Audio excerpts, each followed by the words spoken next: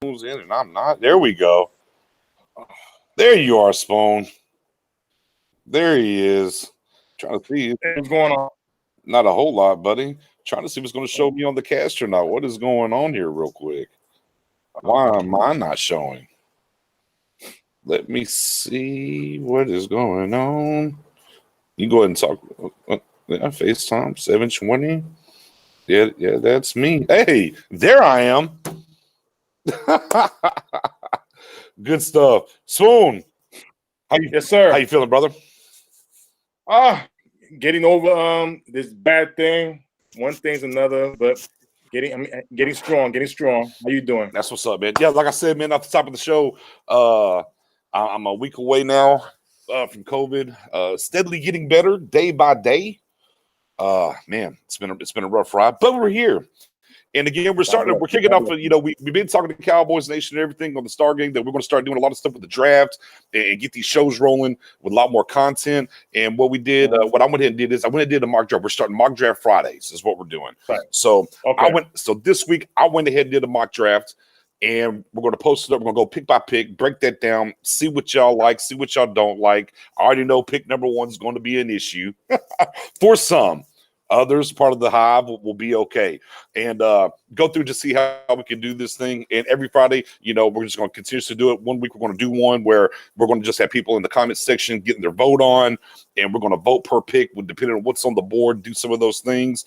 Spoon is going to get him a mock draft up maybe next week, and we'll break down his mock draft. Just something for us to do each and every Friday, as this thing builds up, as we keep moving forward, getting closer, seeing whenever the decks get signed and free agency happens and how it's going to maneuver.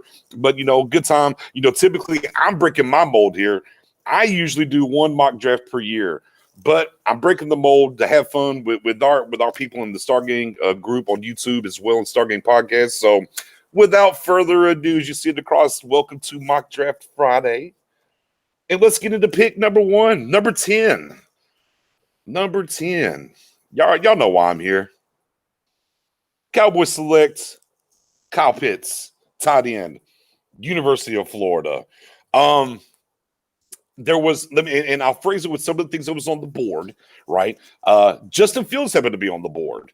First time I've done the mock draft, and Justin Fields is actually all the way down to 10. I've seen Zach Wilson there, whatnot. This is going to probably hurt some people's feelings. Rashad Slater was there as well. Parsons was there. Surtain had already left the board. So you already know where I'm at. I said I could probably get enough defense in the later rounds to get this thing rolling. So I took Pitts at number 10, Spoony. All right, I like the pick. End of the day, I know BJ. Listen, I'm gonna call you the Messiah of of a Cowboy Nation, because this is the same thing that happened last year with CeeDee Lamb. A lot of folks didn't believe it, and you got us all on board. And look what happened. Now this is a different situation. I know this year we in the top 10. And the situation now that we're in is that some prefer needs over BPA. And the thing is that the need is not that. Yes, we know we need on defense, right? But the guys that we need there's no really difference made up. That's top 10 pick. So why reach? There's a lot of guys that we do need that you can get in the second, third, and fourth round, create that depth. And that's the kicker. So Kyle Pitts at number 10, you're getting in a more explosive. You're getting really a top 5 player. Let's just be honest. He's not a top 10. He's getting top 10 only because of the position. Our guy Dane's got him ranked in the top 5, right? Yeah, Dane top 5. You go to Walters. You go to Draft Tech. A lot of great draft sites. And if you look at the big board, see the big board is basically what you want to look at, right? Then you combine it with okay, where we at, depending what scenario happens in front of you. What guy becomes available? Kyle Pitts is the top 5 player in this draft. Now, if he's there at number 10, I'm picking Kyle Pitts, the BPA. Plain simple. Yeah. Again, like I said, now in this mock draft, I wasn't doing any trading around. I just stuck and picked. Obviously, Justin Fields is on the board at 10. Man, I'm looking, right? I'm going to be looking for somebody to come up and give us a gaggle of picks for that. I've kind of went through the draft with our guy, Jay Tuck, yesterday a little bit. It was like, man, you look at 2021, right? You got the Bears, you got the Colts. If Justin Fields is there, do they want to come up the board for him? Can you get a bevy of picks and slide down? Obviously would be outside of them. I mean, are the Patriots at 15 looking to come up for a quarterback? You got the Niners at 12. Are they looking to move on from Jimmy G? The rest of them, I don't really know. So I've kind of honed in on that. If there's a quarterback on the board, are you willing to go down to 2021 and pick up those extra picks? Now, your defensive, options will be a lot more beefier, if you will, at 2021 than it's in. But for this particular mock draft, I just stuck and picked where I was at. And Kyle Pitts at number 10 is what we ended up with. But that's okay. That's okay for everybody that's like, oh my God, this defense. We're going to get to the defense because I kind of thought about this a little bit. Dan Quinn, right? And Dan Quinn's all about the defensive line, right? So with number 42, we go get Phillips, edge/defensive end from Miami. Morris Gadsden said, okay, let me throw a monkey wrench in. If some Sewell and Pitts are there, what is the pick? That's a great question. Because as we are getting into this thing, for me personally, I think I might like Rashawn Slater a little bit more than Sewell. I think there's a chance that Sewell and Slater are both going to be going to the top 10, but I'm not against one of the offensive tackles at 10 whatsoever. What about you? No, listen, I agree. End of the day, if Sue was there and Pitts is there and Morris, that's a great scenarios. That's the one thing we miss is always scenarios. Scenarios is very important. And if they both are there, it's like, you know what? I would have to go. I would choose Sewell. I would definitely choose Sewell because again, that would definitely help us out with the offensive line situation with Tyron Smith down the line. Great question. Right. Yeah. I mean, at that point, I'm not going to be. I wouldn't be upset about it. But boy, Pitts in that top 5. Ooh wee. But with that being said, in the second round, I go ahead and get some edge help. Right, the 6'5" lean mean guy, Jalen Phillips from the University of Miami. Had a little. He was a little injured early in his career, and then he transferred over to Miami and had a hell of a year. Fits the mold, right? As many pass rushers as you could possibly get. Awesome, right? A guy that might be able to do a little bit of the Leo and put the hand in the dirt as well. Definitely coming along. So we get a little defensive line help there at 42. What do you think about Jalen Phillips there at 42, Spoon? Yeah, I like the idea. Listen, he came up from UCLA, played 2 seasons over there, and then when he went to Miami, he just turned everything around. And it's basically what you do for me lately, and his stock has driven up. He can play the 4-3, he can play the 3-4, whatever you need. And again, like you said, BJ, that Leo spot and that 4-3 on the defense we're gonna run, he fits there perfectly. You can never have not too many more pass rushers. So I like that pick. But it's okay. We're not going to stop there on the defense. We're not. We're definitely going to keep rolling. I got a little toy there in the first round with Kyle Pitts. Right. We're going to slide down to 74 and go get this. Let's go get a fatty. We always talk about the fatties. Into my guy Mark Cantor in the building. That fatty. And we're going to go ahead and take Tyler Shelvin at defensive tackle, a true one tech, big boy. Can definitely man that one tech position that we've so desperately been needing in Dallas for a few years. Boy, what a great value would be if we could get Shelvin in the 3rd round, just as we did and pair him with Gallimore for the 3rd round, back-to-back defensive tackles in the 3rd round. That we could also throw Hill in there from the 2nd round a couple of years ago and get the ball rolling there at defensive tackle. William, thank you for tuning in, brother. Appreciate you, man. So run it back down real quick. So we went Pitts. Right, we got Pitts at 10. 2nd round, Mr. Phillip, little edge, little rusher. And then let's go get some meat here at 74 in the 3rd round in Shelvin from LSU. Shelvin, LSU, what you think, man? Listen, I love the pick today. You're getting a massive guy. He's a true one technique. Hey, listen, I know Miss Mariella would love be happy because if she was screaming out, we need some fatties. That's the type of fatty that we need on this defense. We need somebody who will basically push the pocket and let these linebackers go to work. He would definitely help out that defensive line against the run, Right. which is a big problem from a long time ago. So I like the pick. Yeah, and I mean, and at the end of the day, what we really want to talk about, and the one thing that I want to hang a hat on, if I got to pick one thing that we're going to get knocked out in this offseason, is finally beef up this run defense, right? Dan Quinn is a defensive line. That's where he made his hay before he became defensive coordinator. We go get this big body here in the middle. Now, yeah, you got to worry about Chauvin. If he's away, well, the mice will play. Maybe the weight gets up a little bit there. You know, you don't want him to get too out of shape, if you will. But man, if you're able to get him great value here, I believe in the third round to shore up this defensive line and get that true one tech.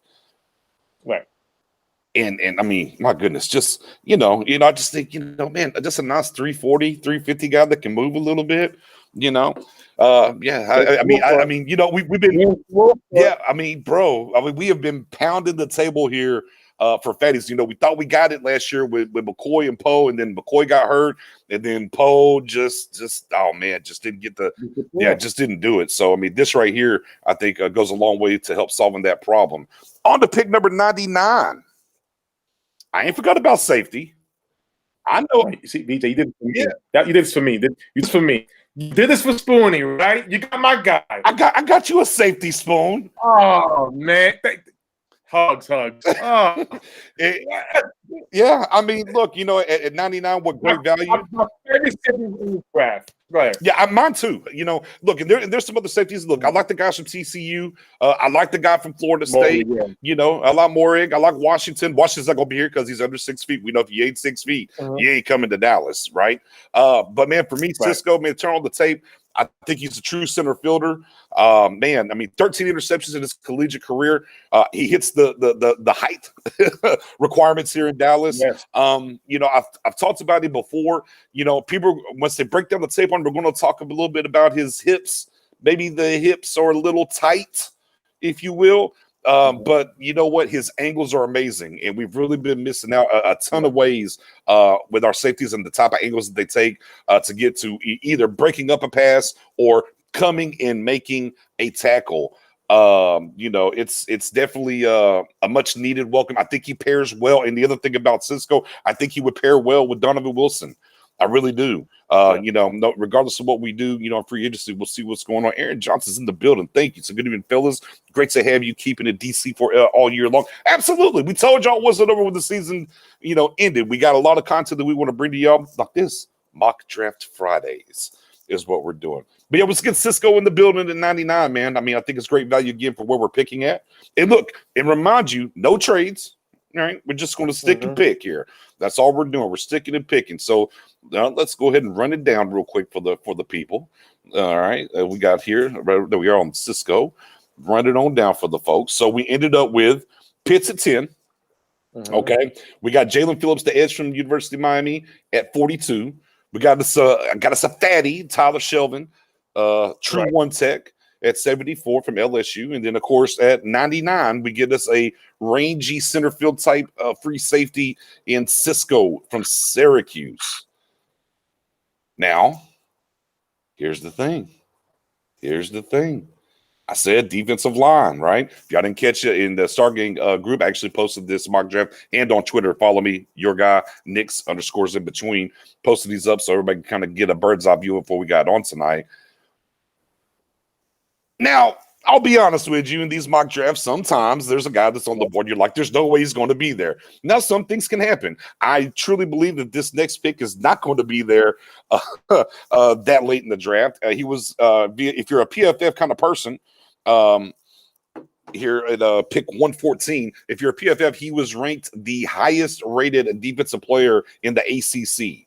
And that would be Mr. McNeil, defensive tackle. North Carolina State. Hey, man, turn the tape on to this kid. He gets busy, and he can give you some one tech. And we're talking about another one tech, another fatty, little might there even. He might give you a little 3 tech, too. He's got a nice little burst on him. What do you think about Mr. McNeil from NC State? No, I like him. Here's the thing: he's a big guy, big body guy. He could play basically all over the inside of the line. Another one technique, in case you want to, with the depth moving around. If we took Tyler, I'm excited to see him next week when he plays in the Senior Bowl. They're gonna really put him to work. I believe a lot of guys who even opted out this year will be playing this Senior Bowl. They accepted the invitation, so you're gonna see some of those guys play. But he's basically a riser out of the DTs out of the DTs in this NFL draft. Big facts. Big facts. Yeah, man. I think again, this is one of those picks when you do these mock drafts, this early on that I think you would be lucky, very lucky to get this guy in the third round personally. I just really do. I don't think. Listen, DJ, the one thing that we've been screaming about is stopping the run. So far, what you put this draft order, yes, you took the BPA and Kyle Pitts, but you went strictly hard in the defense. Remember, we're going to a whole new defensive scheme, pretty much a similar scheme that we have with Chris Richard, but Right. it's just under Dan Quinn. And the thing is, we don't have the pieces. Your draft so far is you already putting the holes in there. We already have the pass rusher. You gave us a pass rusher. You basically gave us big bodies in the middle to stop the run. You gave us that ball hawk safety. The number one, the two biggest things that we need in this defense is a one technique for that run and a ball hawk safety. Andre Cisco, 13 interceptions. Again, highest rated defensive player in the ACC. Those are the guys that speak volumes, attacking the ball. Again, you go back to the Legion of Boom, turnovers. They were good against the run for years. You put the antidote right there with these pieces. We're doing fine. So far, so good. No doubt. TJ Todd saying Darius Stills from West Virginia. I'm not against Stills. I haven't really turned his tape on a whole lot yet. I'm getting Right. he's next on the I got another section of guys I'm about to look at, and he's actually in that list for me to look at. So I'll definitely be a little bit more versed on him. I've seen a little bit. The way this draft fell, I just went by the BPA and what was available to me at each spot, and Stills unfortunately wasn't there at any of these points. So I think somebody I'm definitely going to look at. He has piqued the interest. I've had some people talk to me about him, and I definitely want to look at him. From what I've seen so far, I like, but I haven't dug deep on his tape yet. I agree with Aaron Johnson as well here. Cisco, to me, I think is very underrated. I think he's a guy that I agree. I think he can step in and play right away. Now whether Dallas goes that route and tries to go into free agency and shore that up and bring him along slow, that is the Dallas Cowboys way. But everything that I've seen from Cisco on tape wise, man, I love the kid's game. Again, I know a lot of people are going to say, well, he's a little stiff and some of his interceptions were funky, but sometimes, man, these guys, the balls just kind of bounce their way, and he finds himself in position for those balls. Again, I like the angles that he takes. I think it's not a lot of it's not talking enough about the angles that he plays with, and he kind of his brain and his IQ is very ahead of the game. He's not reactionary. Like you take a Morig out of TCU, great player and a good prospect. He's a little bit more reactionary though than what Cisco is. I really like Cisco a lot. So just to run it down one more time, show the people for the late people checking in. We got Pitts at 10. We got Mr. Phillips in the second round. Third round, we're going to go ahead and take a fatty, Mr. Shelvin from LSU. Obviously, we were just talking about Cisco with the comp pick over into the fourth round. Again, don't think McNeil's going to be there, but boy, the great value there for McNeil. And I went back to the offense here a little bit. So I said, okay, I got the toy here. Then I got that good defensive line for Dan Quinn, and I addressed the safety position. Then I got here, and boy, I just couldn't pass the speed up here. Mr. Anthony Schwartz, wide receiver Auburn, who could quite possibly be the fastest guy in this draft. You saw his nickname, right? Flash. Yeah. Flash, that's his nickname, Flash. And he's incredible in space. Listen, at the end of the day, the NFL is a passing league, and you want guys who can operate in space. You see the guys like Tyreek Hill, the what's his name from the Raiders who just drafted. You want guys with speed. Those guys make a difference. Those guys can make a difference with one catch in the whole game. And do we really have that? No, we don't have that. We have big body receivers, but we don't have that slot guy who could make a big time difference. Not saying that with CeeDee Lamb, of course, CeeDee Lamb, Cooper, and Gallup, we are great. Yeah. But when you have that small, fast receiver in that space, it makes a ton of difference. End of the day, I like this pick. You know, it's good depth. You don't know about Cedric Wilson. He's a free agent. You cover grounds with Noah Brown as well. So this is a good pick. I like the pick. Yeah. At 139, you know, the kind of speed that you're getting there at 139 is man, I mean, unmatched, right? Something that can take the top off of a defense for us if need be. Obviously can help in the return game. You know, we can get CeeDee Lamb up out of there and maybe even get him on the kick return game as well, too. Maybe move Pollard up off the kick return game. Although Pollard didn't do a horrible job at times. But, Schwartz with that speed at 139, I just couldn't pass it up. I was like, man, this is I mean, you can't – one thing you can't coach. You can't coach speed, and he has it in droves. Morris Gadsden checking this says, I believe whoever they bring in during free agency will probably determine where they may go in the draft. Absolutely. The one thing that we always talk about here is no matter what we think about the front office and what they do in free agency, they always at least cover their bases to a certain extent where it's not like, okay, if we don't take this guy, we're in trouble. You know, they don't force it. They'll cover their bases well enough. And of course, yes, and whoever you do bring in will absolutely affect, you know, where they go draft. Right. No, these mock drafts will definitely change over time, especially once free agency starts to hit. Aaron Johnson said Schwartz still the draft could be special for us. I agreed. Again, at 139, that speed, man, come on. I think it's a no-brainer. You bring him in here and add him to the old pot, if you will. So let's get into the next pick, 177, because I know people are like, all right, Knicks, you know, you got some defensive line, you got us a safety. I see this tight end, I see this wide receiver. You know, we got some corners not coming back. Hey man, I just let the board talk to me, but that's okay because here we go right here. We're gonna get over here to Oregon. Mr. Thomas Graham Jr., cornerback from Oregon. Again, he's going to hit your measurables, right? You know, even though he's a smidge under 6, he's 5'11", 197. But man, burner. You know, he's got good length. You know, he's played the hybrid defense before. Obviously, a sufficient athlete with skills and agility. Now he's not going to, you know, from the tackling side, you know, he's not really going to show you a whole lot, right? But we know we're not telling that he has, you know, we want him to go have, you know, cover those wide receivers. He does have very good ball skills as well, and he consistently gets his hands on the ball, which is something, that we're looking for, right? You know, again, don't ask him to tackle a whole lot. That's not his thing.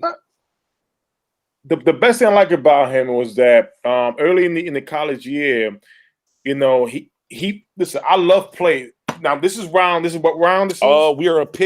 We are now at pick 177. So it's about the 4th or 5th round, right? We're to the 5th, yeah. 5th. This is a steal, right? In the beginning of the college season, we talk about Thomas Graham. He was ranked in the 20th, you know, ranked 2025. Right. By the end of the season, he's ranked in the top like 15.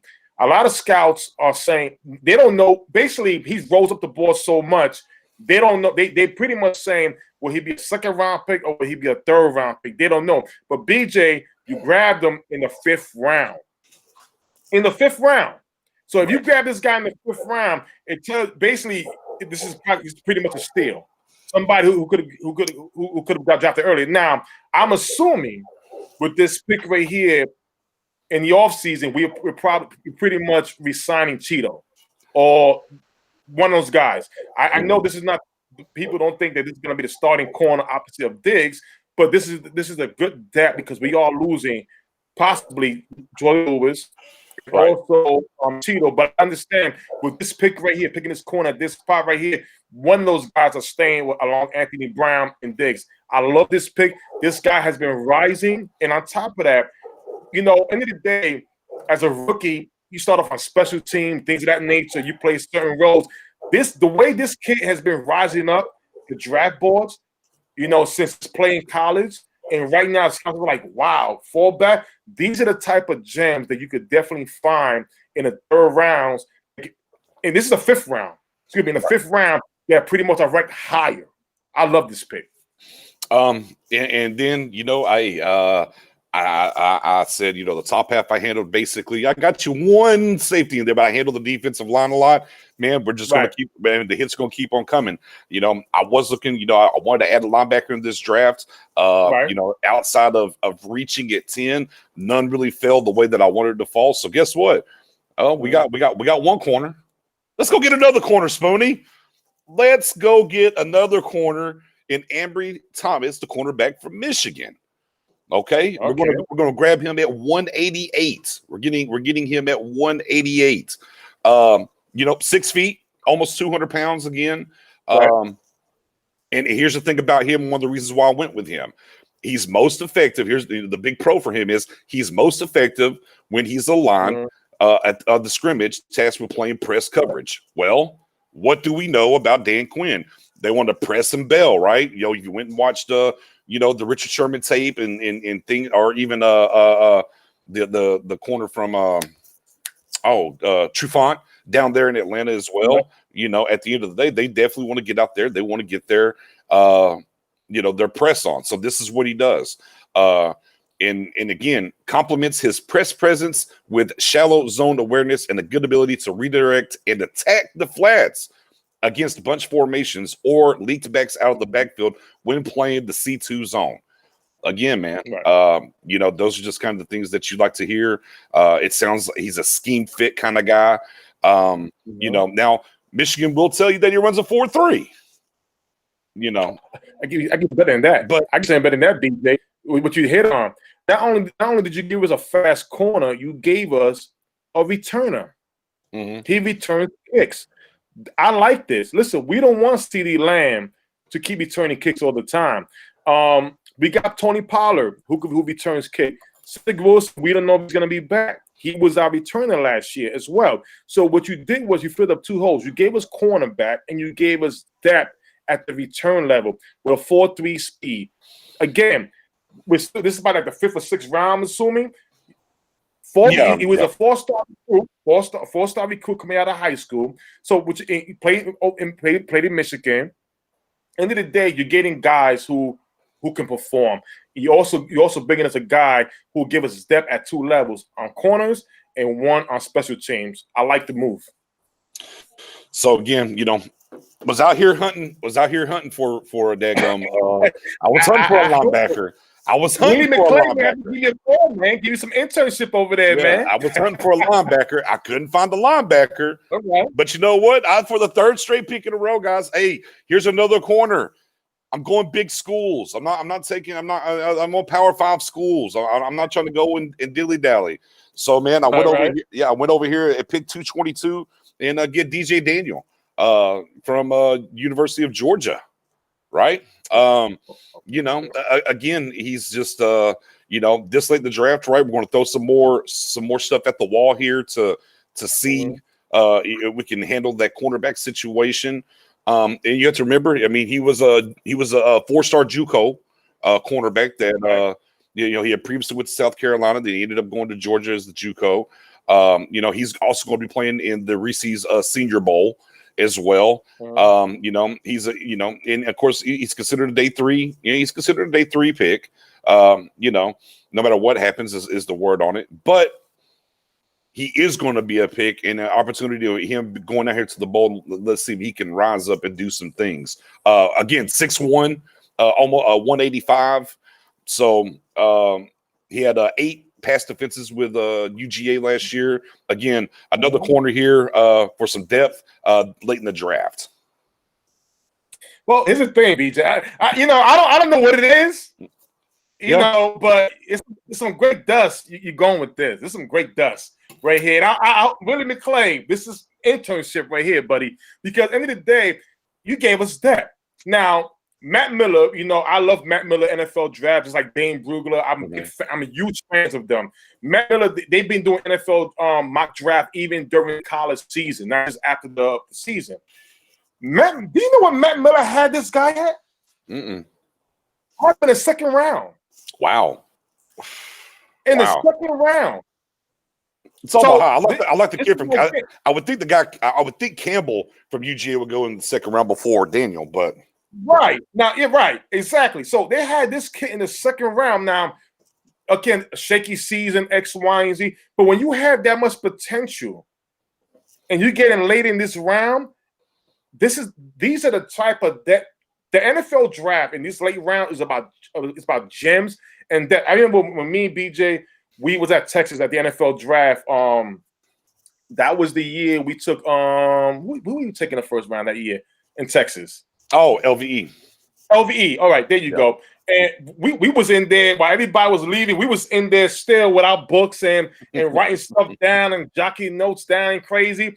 And I remember this fan this Cowboy fan was just irate with the moves. I believe it was Blake Jarwin we took, right? No, I wouldn't. It wouldn't at that point. Yeah, I wouldn't at that point. Who was it? It was. I mean, there was people throw. I mean, I saw a guy throw his jersey with the LVE pick and walk out. The running back from Bama. What was his name? The big back from Bama. Yeah. Okay, so I remember the guy. He was just going nuts. Yeah. BJ came out and said, "Listen, these are the rounds right here where." Oh, Bo Scarborough. There you go, Bo Scarborough. These are the rounds what makes up your team. These are depth and gem. Depth and gems. You may find a gem, but if you don't, you want to find that good depth, and hopefully he develops into a gem. This kid here was heavily looked at that early to get picked early during the season. Of course, things change down the line, but he has great potential and he has depth. I like it. This draft right here is definitely filling up all the needs that we need for this team under this new defense. Yeah. Again, I would love to add a linebacker somewhere within this, and even an offensive lineman. I'm not against adding an offensive lineman either, but man, just how the board fell. This is kind of what I looked and took. Without the trades and everything else. And then I finished up. I went ahead and got us one more guy in the secondary. Went over here and got us a DeMar Hamlin, safety, Pittsburgh. The measurables again, right? 6'1", 195 pounds. He's good reactive athleticism is what he has. He's willing. He's also a very willing tackler. I doubted the tape on him. He does show ball skills. Another thing that I was looking at, a lot of these guys, they're ball skill guys, right? We're looking for guys that can get out here and force some turnovers. And that's another thing. When he gets his hands on the football, I mean, he remains, he just remains in his phases and his coverages and different things. He could, a willing, aggressive and willing tackler, but could be a little bit more consistent on the wrap-up game for sure. No ifs, ands, or buts about it. But I mean, here we are. What pick is this? Here late. Here's the last late. Pick. Yeah, 234. 234. I think it's good, solid depth. A guy that he's probably not a day one starter. We're not looking for a day one starter. We're looking for special teams, right? Someone we can groom and can potentially give us some depth and some help on the back end. Listen, I love the pick. At the end of the day, he'll be a special team guys in the beginning. Hopefully, he'll develop. But overall, this is not a bad pick. At the end of the day, if anybody has any questions about how late the corners are late, well, I like the corners you pick because we're assuming that they're going to resign one of those corners between Cheeto and Jordan Lewis. I love as far as linebackers, I'm assuming they're going to sign linebackers. End of the day, the linebackers in this draft are very thin when it comes outside of Parsons, Xavier Collins, who right now, does he fit this new 4-3 under scheme? He's my favorite player at the NFL draft. We know Bolton from Missouri. I know he wasn't available at the time. So at the end of the day, you want to pick a free agent linebacker to help get this defense started. That's what I'm assuming the route that we're going with, and this is how everything fell. So I like this draft 100%, BJ. It hit every piece that we needed on defense. You went with the BPA in the beginning with Pitts as top 5 player. You can't pass on that. We did that last year with CeeDee Lamb. Phenomenal. I love it. I love Yeah. it. Yeah. So just to run it down again for those keeping score at home or got here late. At 10, we're taking Kyle Pitts, tight end, Florida. At 42, Jalen Phillips, edge / defensive end from University of Miami. At 74, Tyler Shelby, big fatty from LSU. At 99, we're getting that true free safety and Andre Cisco from Syracuse. At 114, we're getting McNeil, the highest rated defensive player in the ACC this year at defensive tackle, another fatty.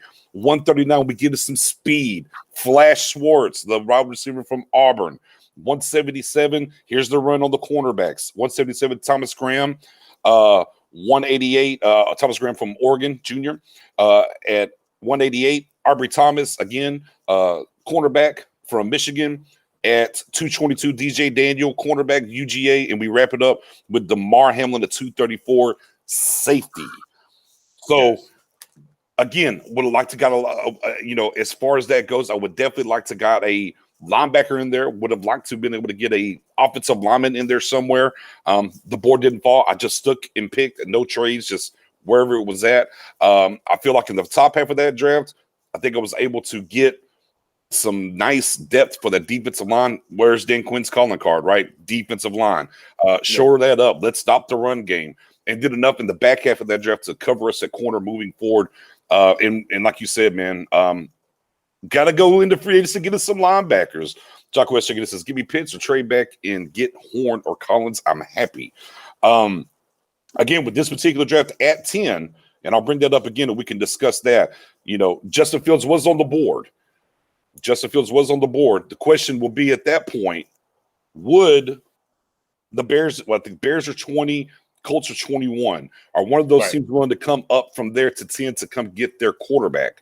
And if they are, I think you have to listen at that point, right?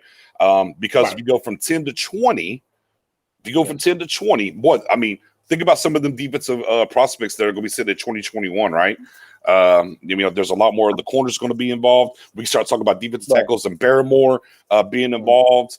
So Horn, Barrymore. I don't think Collins is going to be there. I think Collins is going to be a high riser. I think Parsons and Collins are probably both gone.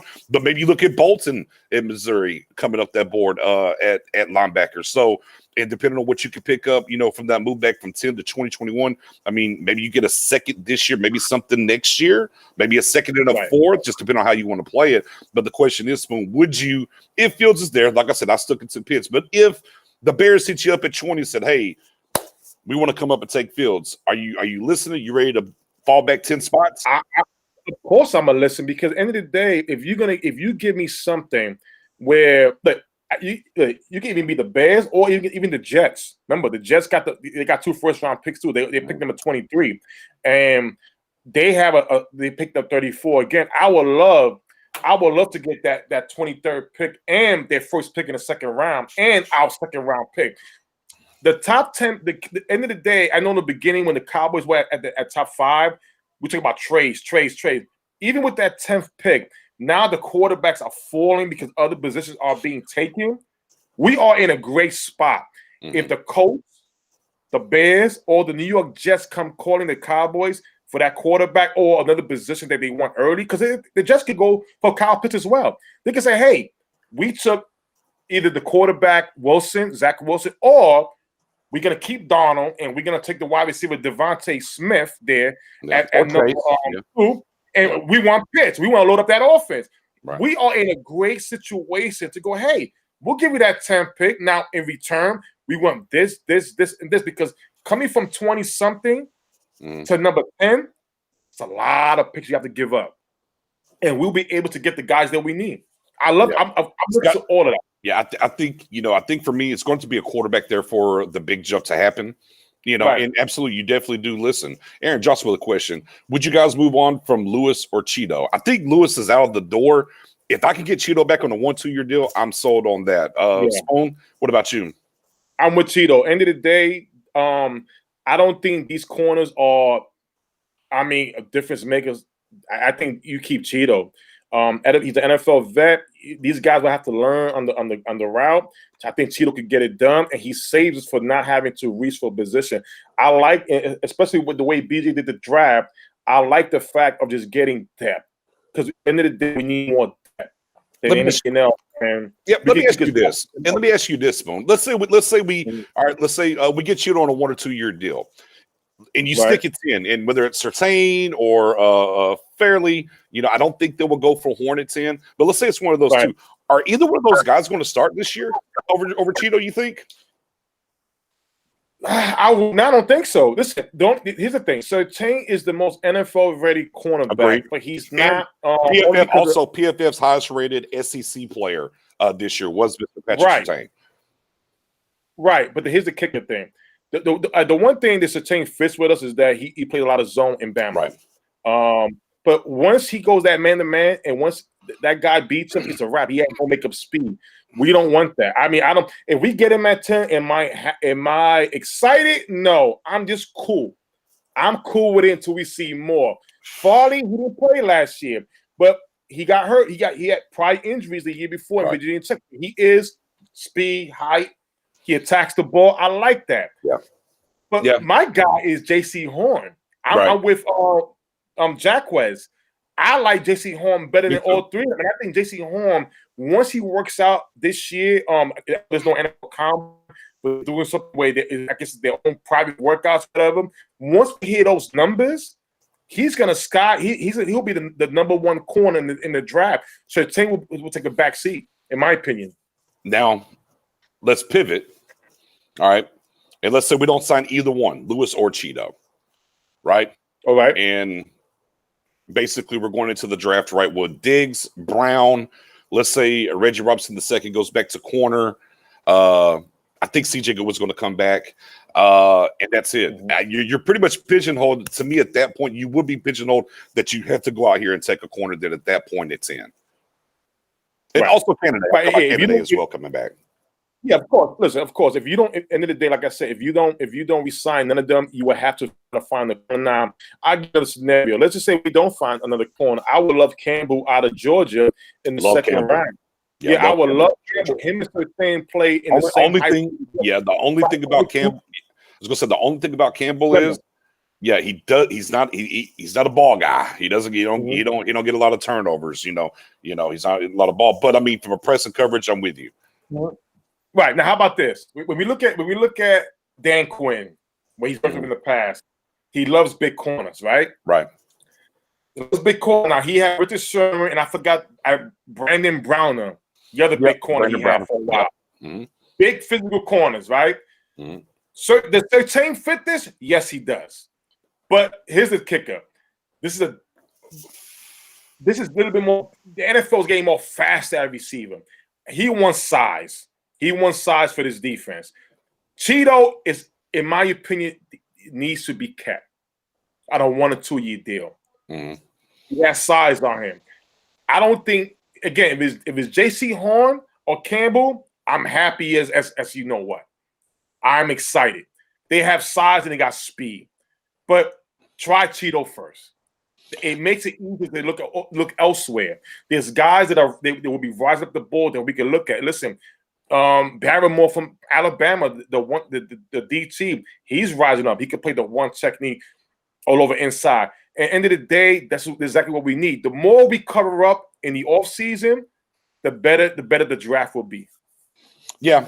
I mean, for sure. And look, and then we talked about before, right? I mean, the one thing about the Cowboys front office, no matter what, they typically cover their bases, right? And there's been some different conversations as far as Cheeto's going to cost too much, and move on. And I kind of look at Cheeto kind of like Terrence Williams, right? We thought Terrence Williams was going to be gone, right? And there's no way we can bring him back. And then it turned out that we were able to bring him back. And I think this might be the same kind of situation. Like, no matter what you want to think about Cheeto, the one thing that I'm going to say is this: to me, there's no ifs, ands, or buts about it. He is a starter in this league. I mean, he's definitely a starter in this league, and I would love to see him back on a 1 to 2 year deal. I mean, Maurice Claiborne, kind of the same thing, right? Was kind of the same thing. Maurice Claiborne, his deal ran up, and we got him back for a 1 year deal and everything else. So, man, I'm definitely down for that cause, and that helps us in the draft as well. 10, you just don't have to pick a guy at 10. Yeah, listen. It's like I said, this is my favorite part of the year is the NFL draft time. And end of the day, this is where we, as fans, we get it. I love the ideas that we have, and it's good to educate one another for learn something brand new and everything. But the one thing that I stand for is BPA over needs. You never reach for needs. There has been teams that have done that, and it has missed out a lot. Again, last year when CeeDee Lamb became available, was it a need? No, it wasn't a need. It was BPA. What did we need? It pass rusher. Cleveon Chason was there. They had said Trevon Diggs should have been a first-round corner. Now, the cornerback that took it in front of us from Atlanta, from Clemson, again, he was mentioned as well. We needed safety, right? How many safeties went in the first round last year? None. They went pretty much in the second and third round. So, end of the day, when we had number 10, that is a pick that you cannot mess with. You just cannot. Now, what does Kyle Pitts bring to the team if we took him at 10? Well, here's the thing. Everybody settled in. Well, we got Schultz. Okay, well, we got Blake Jarwin. Well, Blake Jarwin didn't play last year, right, because of injuries. We don't know will he recover fast enough to even play next year. He's not going to pay a lot of money, right? So we don't know about that. And now look at Dante Schultz. We was all pissed off once Blake Jarwin got hurt. We was all down on Schultz until he started to pick up the game. Now, did we say anything flashy? Is he a game changer? No, he's not. When it comes to Kyle Pitts, he is a game changer. Yeah. It's easy. Go look at his college tape, and you can see it for yourself. He could play all over the field. He's a top 5 player in this NFL draft. He's already being compared to top tight ends like Darren Waller from the Raiders. My thing is this: we love Dak Prescott. I'm pretty sure a lot of us do, right? Right. Why we would not want to give him another weapon? You just never can stay settled. There is no, let me repeat, no defensive game changer in this NFL draft. Now, my brother, I forgot his name, I apologize, who asked a great question.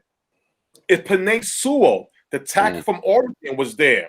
See, now we're in a different conversation. See, that's scenarios. I love scenarios. Because this is where the odds and ends come up. Morris Gaston, that's my brother's right there.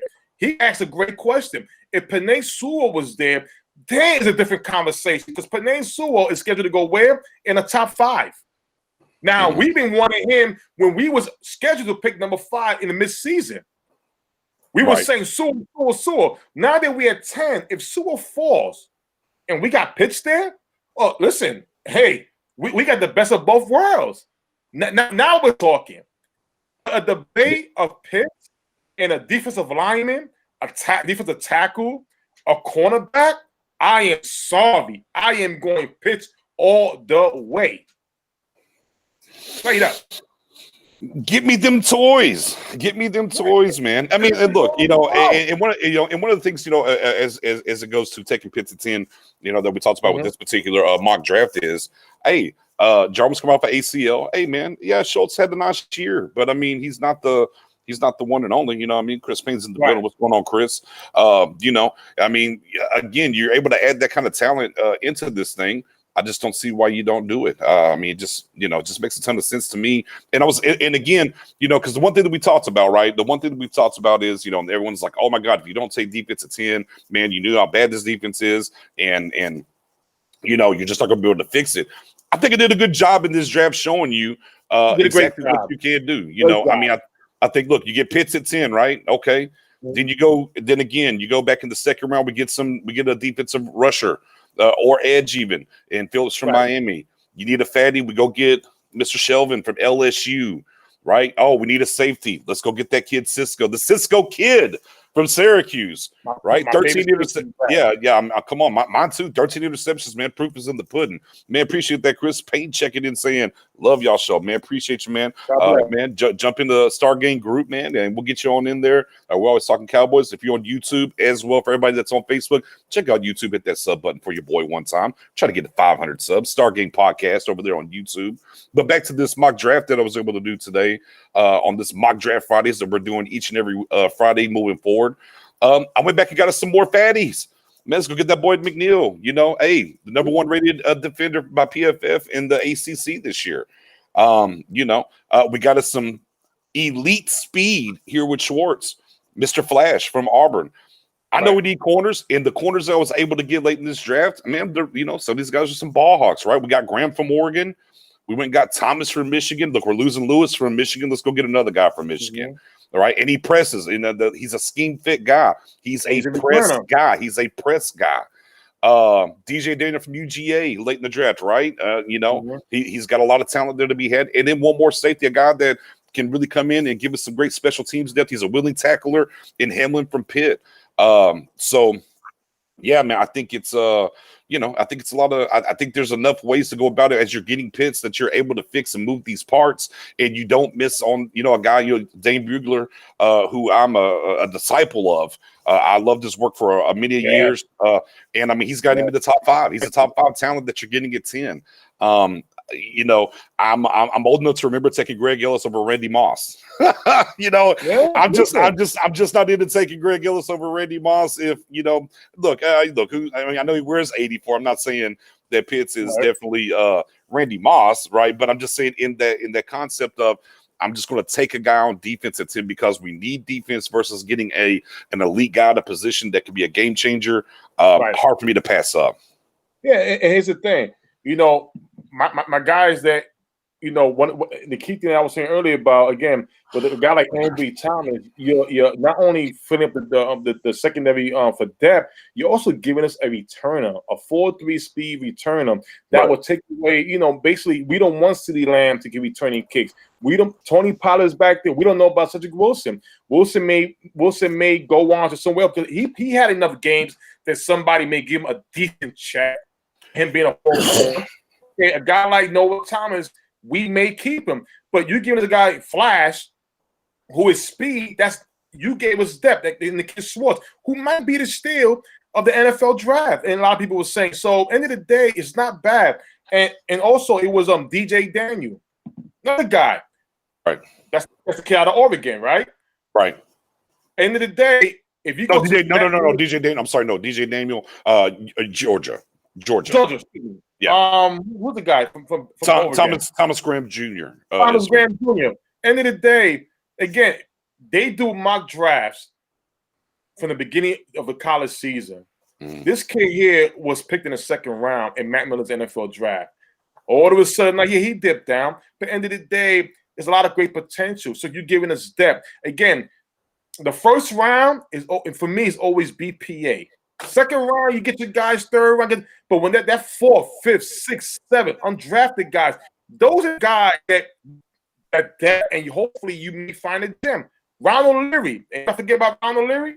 Ronald Leary was one of those guys, right? I came out of Colorado, and look what happened. We turned him to a Pro Bowl. Now, Kansas. End of the day, excuse me? Kansas. He was Kansas. Kansas, excuse me. Yeah. End of the day, those are the type of things that you want to do. At the end of the day, I love the draft, BJ. You hit every part that we needed. Yeah. If people ask for linebackers is pretty much in free agency. If for some reason the Cowboys decide to move on from Jalen Smith or LVE, I don't think they're going to go with a rookie linebacker. I mean, they may address one, but I think for that type of defense, they're going to either want somebody who's familiar with the scheme. And Dan Quinn, you got somebody who's capable. This guy named Lavonte David, who I'm a huge fan of, and I'm hoping that if they do decide to move on from LVE, that hey, listen, can we get this guy in here? Yeah, I don't think the Cowboys are going to be moving on from LVE or Jalen, but you can still add a Devontae David into this, or Malcolm Smith or KJ Wright. I mean, there's definitely guys to go out here that you can add into this mix at linebacker to help you out. Memphis, Memphis, not Kansas. You're right, it's Memphis. Got him the need and get drafted. We brought him in. Yeah, we brought him in as a rookie free agent. But once again, there's things you can do there. For me, the one thing I want to do with this mock draft as we're kicking off the mock draft Fridays, I wanted to show people like, hey, I don't care what you take in the first round, you can get busy and help this defense. We have 10 picks, guys. We have 10 picks in the meat of this draft. Defensively is rounds 2 through 4. Realistically, what I like to see them do, because we have 5 picks in rounds 2, 3, and 4. I would love for them to turn those picks into 2 seconds and a third. I would absolutely love for them to come up the board. To me, this is last year's draft. You could let things fall to you because it was a very deep draft. I think this year's draft, outside of the first round with a quarterback there that somebody wants to come up and trade back, the rest of it, be aggressive and come up and get your guy is where I'm at in this year. I think this is the year that you want to come up the board. Look, I'm looking on that note. Let's say one of those linebackers that you like does fall to the bottom of the first round. Don't be scared to come back from the second round because we're picking 10th in the second round. Come back up to the bottom of the first and go get that guy.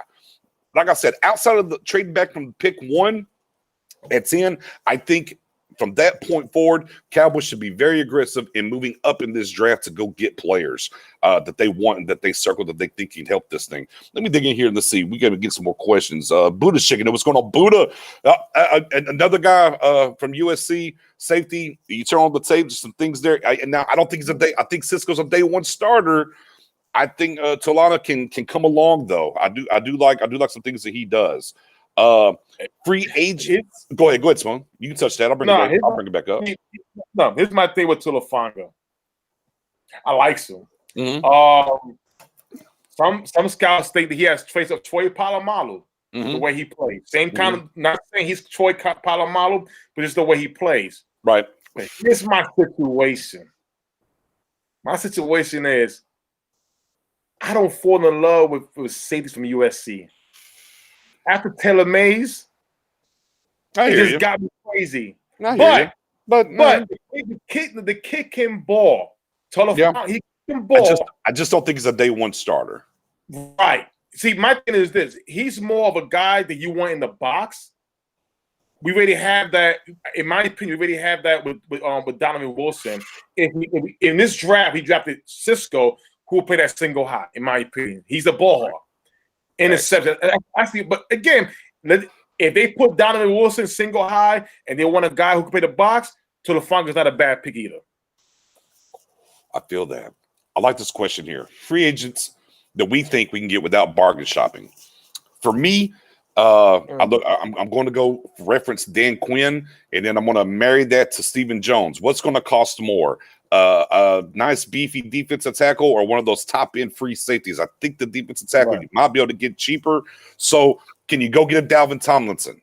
Can you go get maybe a Jonathan Hankins in here? Maybe I'd like to see that happen. Free safety, obviously the golden goose is Justin Simmons. Sure, surprise me, go do that. I don't think they're going to do that. I like Marcus May. I don't know, but he's probably going to command some money. I don't know if they'll go do that, but I think if they're going to do one thing in free agency and not be, bargain shoppers, I think it'll be on the defensive line because that's what Dan Quinn wants.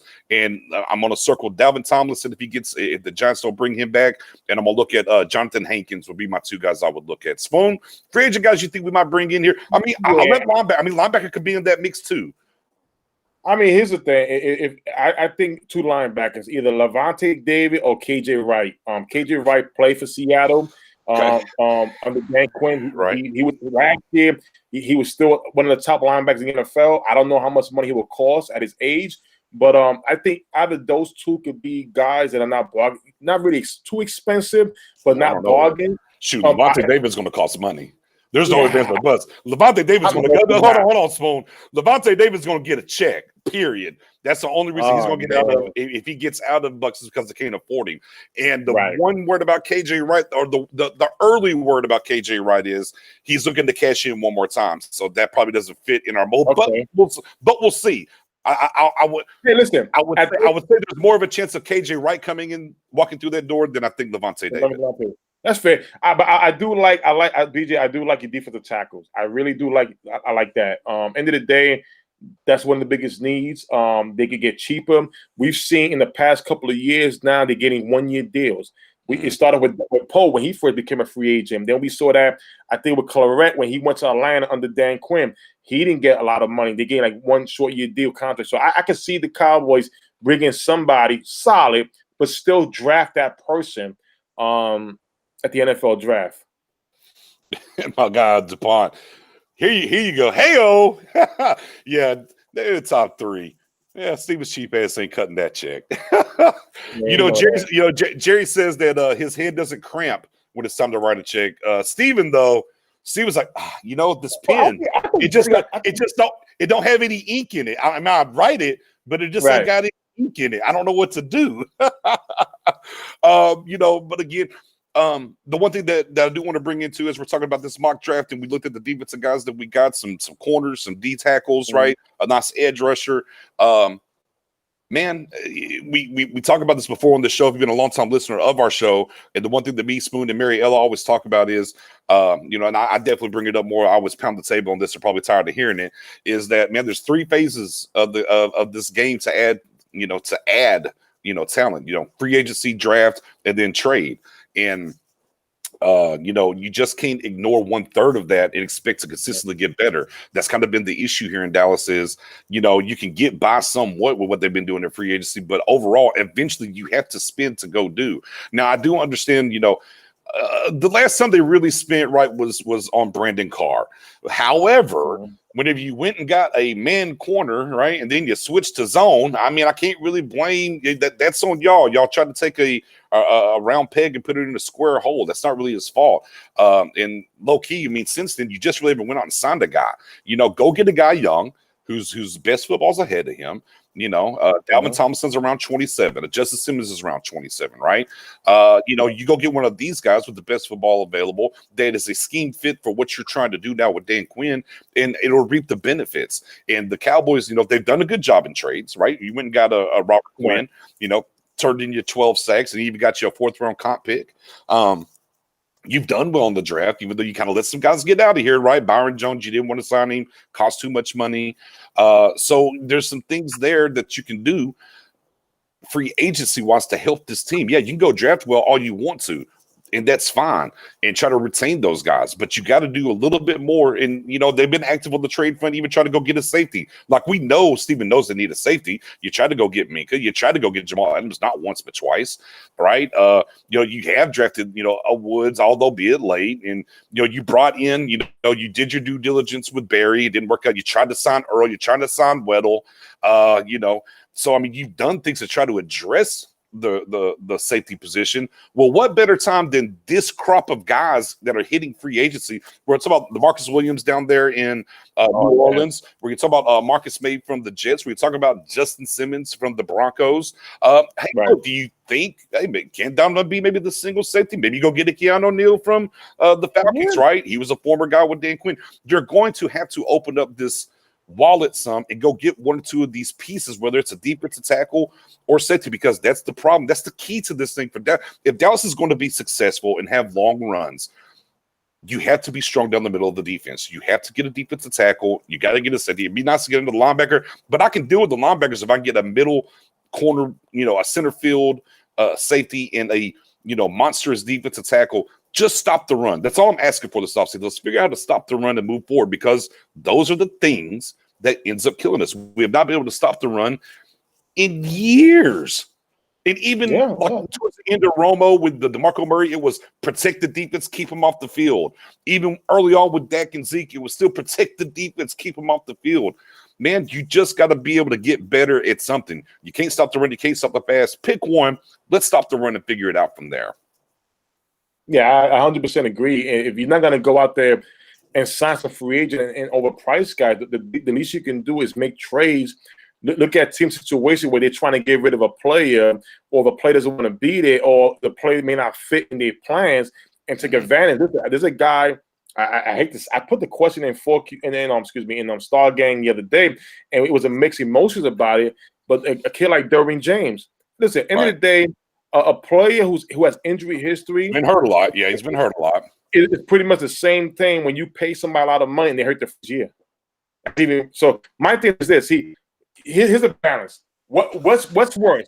Got somebody you pay off a lot of money and they get hurt the first time, or somebody you get cheap, very cheap, but if they get hurt, it doesn't hurt you as much. And see, here's the thing: there's a guy like Derwin James. I wouldn't mind a trade for Derwin James, depending on what the price is. They have a new coaching staff over there. There's talks about going into a new, different direction, right? That can definitely help. Hey, I give it even better. Okay. Free agent, Malik Hooker. This first 2 years in the league, he was top 10. Yeah, it's top 10 pick, right? He was top 10 pick, right? Pick. He hurt the last 2 years. You Right. get him on a now. If you get him on a cheap deal and he plays great, listen, high the ceiling. You did great. It's again. You have. There's been times when you sign a free agent, major money, and he get hurt the first year, and Right. that helps you go down the line. So again, it all depends on what type of player you get. If you get a Malik Hooker or Derwin James for a trade for a low pick, I'm not mad. End of the No. day, we hope all players are healthy. You Yeah. got a lot of players in the past who have injury history, and the rest of the years in the NFL have planned out. I give you a Thomas Davis from Carolina Panthers. This guy was called the Bionic Man. So many surgeries on his legs. His last 5 years injury free. So you can definitely get a bump. Let me get to this question here. It says, do we bring back McCoy? I read he helped Gallimore during the season. He could be cheap and be a good locker room guy. And Morris, I'm pretty sure you probably heard me say this before. As soon as we cut him, I told everybody, hey, I read up on it. I did some research and got a little information that this is basically a wink deal between him and Stephen Jones that, hey, we're going to free up some cap space, stay local, stay training, and we're going to bring you back next year. And I've told everybody that all season long. Now, is there a question with Quinn coming back into the fold? Is that still going to happen? I mean, I'm sure Quinn's probably going to get the say on that, but everything looks like they are going to bring him back. And, of course, now him and the Gallimore thing, obviously, yes, helping the team because they're going to bring you back. And, of course, hey, they're both from OU, right? So ex-alum helping each other. But a great job from McCoy. He's a great, outstanding human being as well from all of his stints and things if you ever followed his career. Definitely will be a great locker room guy. I think Tyrone Crawford's going to be gone next year anyways, so maybe he can fit that mold of the locker room guy and maybe give you a little bit more than what Mr. Tyrone Crawford's going to be. Do you think McCoy's coming back now that Quinn's in the building? Is he going to tell Stephen, nah, we're not going to do that, or you think he's going to be here, Spoon? I think it's a plus if he's here. A lot of people dismiss elderly players. They're not here to come in with the big stats. They are the coaches on the field, pretty much. They are the guy that keep the guys in check. End of the day, some coaches don't relate to players. When you have an older veteran in that locker room, it's a lot they can do. I'll give you a perfect example. One of the Philadelphia Eagles game against the Cowboys against the Eagles, Sean Lee put everybody to the sideline. That is a player. They listened to him. And what happened? That defense turned it around. These are the things that you want. There's nothing wrong with bringing back a McCoy. McCoy, end of the day, he's a baller. Can he play? Of course he can play. But when you hear things like he's been hoping Neville Gallimore throughout the whole process and how much Gallimore came out toward the end of the season playing good ball, right? That's you want guys like that around you. He gets guys going. So yes. Yeah, the only thing that bothers me somewhat with McCoy is he could be a quote unquote progress stopper, right? Because I don't look at him to say that he's a one tech, right? He's going to be that three tech. Yeah, and we do have a good rotation with Gallimore and Tristan Hill coming back from injury. So I don't want him to turn out to be a progress stopper for those guys. Right. Locker room matters. Bringing a guy like that in there, he's going to be good, right? Him and Gallimore have a good relationship. So just, we've heard before he's not going to take a lot of snaps, a la Jason Witten, and then all of a sudden nobody gets burns but Jason Witten. So I don't want him to come in to be a progress stopper, but you do need depth. And I mean, what if it comes down? Let me pivot this one. If it's him or Antoine Woods, who do you want? If it comes down to you want McCoy over Antoine Woods, okay, not fair. Not fair. Fair. And he would be a covering your bases kind of guy too, as well, because no matter what, I mean, he can play somewhat of the one tech for you. He's not great at it. He's more of a three tech guy, but I mean, it's some beef up front. So, that's just part of the thing. For those that are tuning in late, though, this is Mock Draft Fridays, and we'll run them down for you once again. We went ahead and got us a tight end. I know. Some people ain't gonna like it. That's okay. I fixed the defense as well. BPA. Yeah, BPA with Pitts at 10. We backdoored the second round, got us some Phillips edge defensive end, Miami. Speaking of those fatties, I got not one. There's a second one coming. We got one there with Shelvin. Ooh, then we got our guy Spoon. We've been on him. Me and you. Everyone's talking about Cisco, man. Boy, the Cisco kid over here to step in day one at free safety, backdoored. Mr. McNeil, another one tech, can give you some three tech as well. Dancing Panda, dancing bear, boy. I like him a lot. We got us a burner, Flash Swords from Auburn. Don't worry, we got us some corners, right? We got the kid from Oregon, the Graham Jr. We got Mr. Aubrey Thomas from Michigan. All these are going to hit your Dallas check boxes for the most part. 5'11" on Graham, but he's close enough. He's 6 in cleats. The rest of these guys are going to hit that 6'1", 6'2" for you, right? We backdoored again, going upside late in this draft, and Daniel from UGA. And then, of course, one more safety from Pittsburgh here in Hamlin. So week 1, that is the official first mock draft for Mock Draft Fridays. Now, lots to be had, lots to be said, lots to be done. Lots of free agency. And, of course, the first and foremost thing that we got to talk about when it comes to free agency, currently we're at $25 million. They're saying the cap's not going to fall as far as they once thought, right? So you got to get Dak done. Because if you don't get Dak done, you have to tag him before free agency. You can't go on free agency and do anything. So you got to get the Dak deal done. Yeah. And, of course, once that's done and we see what they bring in free agency, these Fridays are going to change depending on what's happening here and there. Right. So, they could get it done now. We could say that they're going to wait for the cap to officially be set, and then maybe they get it done. Here's my thing when it comes to waiting for the cap to be officially set. It's not going to change Dak's numbers. Just go ahead and get the Dak deal done, and it doesn't matter. And let's be clear here as well. I looked this up today. Look this up. Do you know how much the Colts paid for a quarterback this year between Phillip Rivers and Jacoby Brissett? You know how much money they paid for a quarterback this year? No, how much? $46 million. Yeah. I think we could get Dak done, guys, and have somebody to go play with. Because did they go? They went and got a guy in free agency, right? They made a trade for a guy and gave him some money from the 49ers, right? I mean, I'm worried about again. You're getting Dan Quinn. You got Kellen Moore re-signed. You got your head coach, and oh my God, I'm forgetting head coach's name. McCarthy. Excuse me. So my thing is this: you're not trying to start over with a new quarterback. You're not doing that. I don't see it. I don't think they're gonna draft one to replace Dak. The most they can do is get him a different type of veteran guy. But that will slow down the process. End of the day, if you bring Dak back here, you're that close. You're very close. End of the day, what Dak was doing the first couple of games, we know we had issues on defense.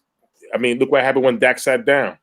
So end of the day, Dak is the best thing for us to go further than we want to go further. And with Dan Quinn coming back, I'm not coming back, excuse me. With Dan Quinn coming here, running the same scheme that we was doing, and I believe in 18 under Chris Richard, similar. Yeah, 18, 19, yeah, that was our best year. This is the best thing they've done. Their job is to put their money where their mouths are, right, and get it done. That's it. Right. Case closed. Right. Dak deal to be done, and you need to address 2 important things in free agency if you can. Or in the draft, a one technique and that ball hawk free safety. That is a must. No doubt. We got about 12 more minutes here, guys. Any questions y'all got before we wrap up? We're gonna hold y'all till 10, and then we're gonna get up out of here. 10 Central, that is, anyways. Mm-hmm. I mean, the one thing I said, we did, as soon as we lost that game to the Giants, we got on, we did the post game show, right? And the one thing that I said was, I wanted a clear, concise, razor sharp, focus into this year, and let's attack it. And hey, look, man, we even got to February. The defense has been handled already. Awesome. You got rid of the old, you're brought in the new, you're handling those hires. That's great. Part 2 of that is getting the Dak deal done. So it's a wrap. We're clear. We're good to go there. We can attack free agency the right way.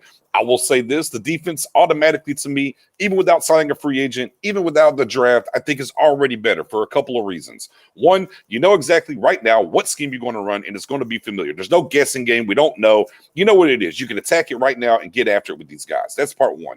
Right. Part 2, you're going to be playing a third-place schedule next year. Even though I know we do have the AFC West on the schedule, and you kind of think about what that offense was with the Chargers this year, and okay, there's the big gorilla in the room with Kansas City. But overall, you're playing a third-place schedule. So automatically, this defense should be better, right? You're getting a better year of Donovan Wilson. You're going to get a better year from Diggs, right? So this thing is already turning around, to be better than it was. You're getting Tristan Hill back, another year for Gallimore underneath him and getting this thing cooking.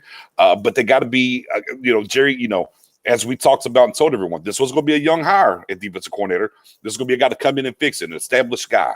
Just like Mike McCarthy was a coming here and get us over the hump. We're not starting back from zero. Jerry's too over that. We got the pieces in place. Let's go out here and make it happen.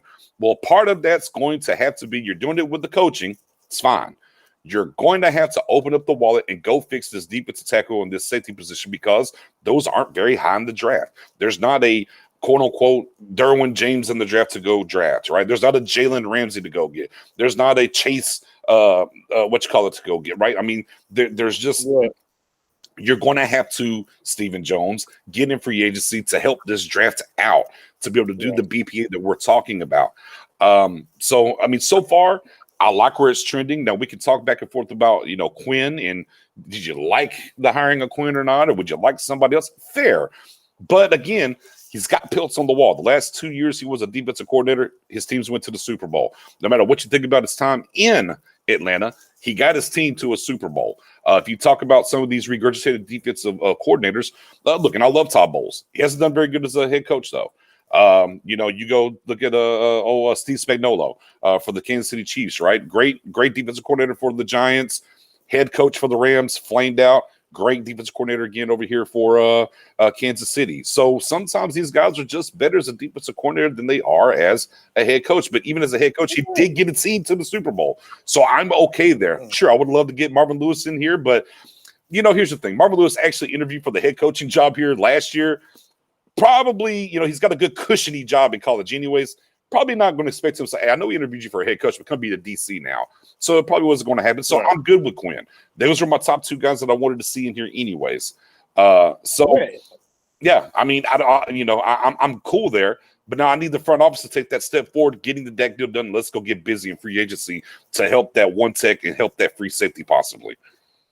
Yeah, I was banging the table when we were talking about at one of the shows that we was doing, like who do you see here as defensive coordinator, and Vancouver was top of my list.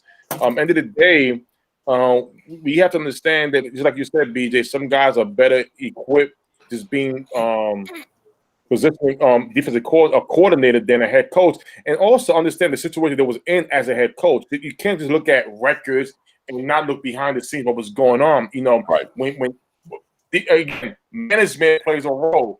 When you put so much money on the offensive side of the ball, on the defensive side of the ball, you just draft the players. There's no money to spend to get that defense better. So you're pretty much drafting and trying to speed these guys up to play better. And sometimes it just don't work out.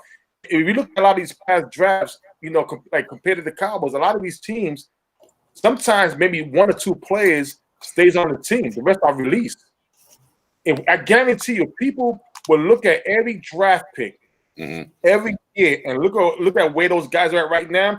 They will understand about that BPA, right? Because if you reach for needs, that guy may not last. And listen, I've been going to the NFL draft live since '98 when we took Greg Ellis over Randy Moss. Before that, my first draft was when was Peyton Manning drafted again?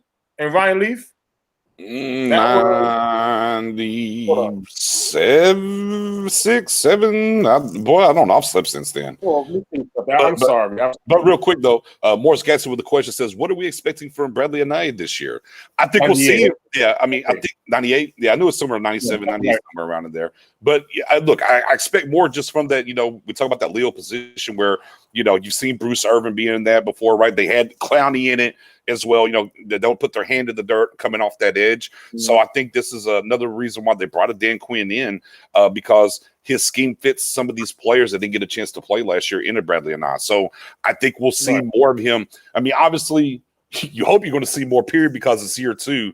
But I feel like we didn't see any of him last year because this 3-4 hybrid that they tried to do didn't work out. So I think you see him more.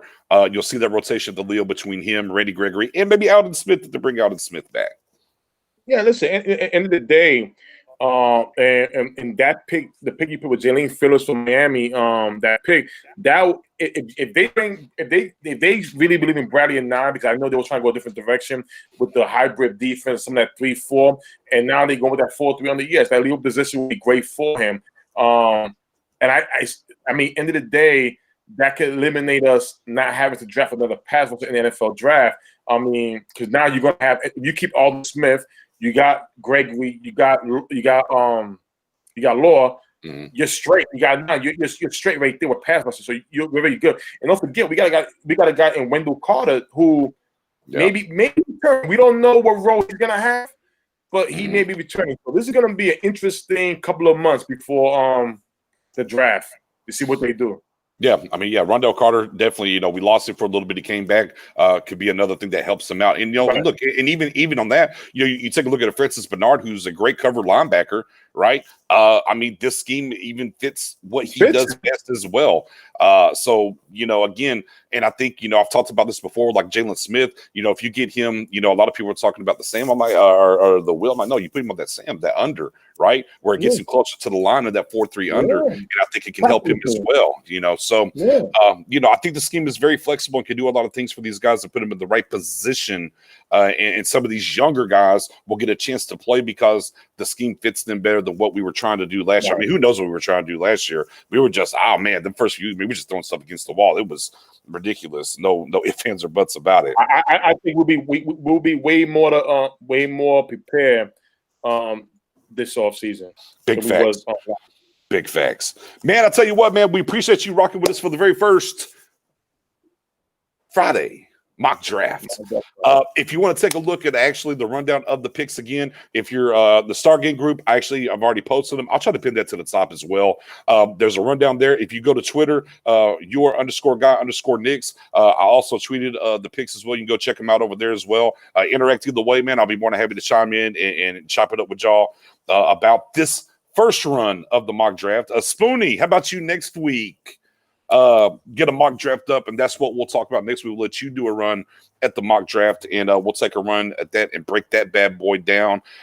As always, everyone's on Facebook. We appreciate you rocking with us. By all means, man, shoot over to old YouTube, Stargate Podcast. Hit that sub, hit that bell. We're trying to get to 500 subs before the draft. We're over 100 and marching our way to 200 now. So we're keeping this thing moving. And man, without y'all, we can't do it. So man, we need that support still. Spoonie, where can they find you at over there? You've been active on Twitter, although so you try to run with that Dak talk. That Dak talk started heating up on Twitter today.